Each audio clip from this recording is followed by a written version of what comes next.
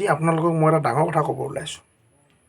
Gas cylinder এটা আপোনালোকে য'ৰ পৰা হওক আনক, এজেঞ্চি হওক ক'ৰ পৰা হ'লেও য'ৰ পৰা হ'লেও আনক, প্ৰথমতে আপোনালোকে চেক কৰি ল'ব। চেক কেনেকৈ কৰে? প্ৰথমতে আপুনি মোক এইটো খুলি ল'ব।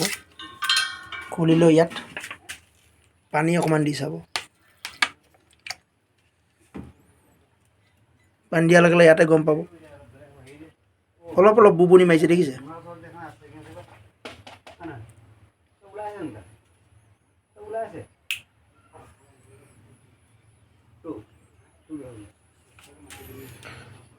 অলপ অলপ মাৰি আছে, দেখিছে? পানীটো বুবনিটো সেইটোৱে লিক আছে। এতিয়া কি কৰে আপোনাৰ এজেঞ্চি মানুহে তাত প্লাছ এটা পাই আপোনাৰ পকাই মেলি ঠিক কৰি পঠিয়াব। তাৰপৰা এইটো আপোনাৰ লিকটো বন্ধ হোৱাৰ লগে লগে আপোনালোকে লৈ ঘৰত ব্যৱহাৰ কৰিব পাৰিব।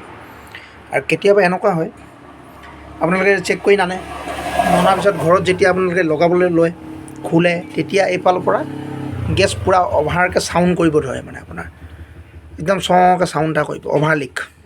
সেইটো আপোনালোকে একো কৰিব নোৱাৰে। তেতিয়া কি কৰিব, সাধাৰণ উপায় আপুনি ভয় নকৰিব, চিলিণ্ডাৰটো আকৌ পেলাই নিদিব। বহুতে কি কৰে পেলাই দিয়ে, দূৰত পেলাই দিয়ে কিবা ফুটিব বুলি। তেতিয়া কি কৰিব, মুখনিটো আছে, মুখনিটো থাকিবই আপোনাৰ ওচৰত।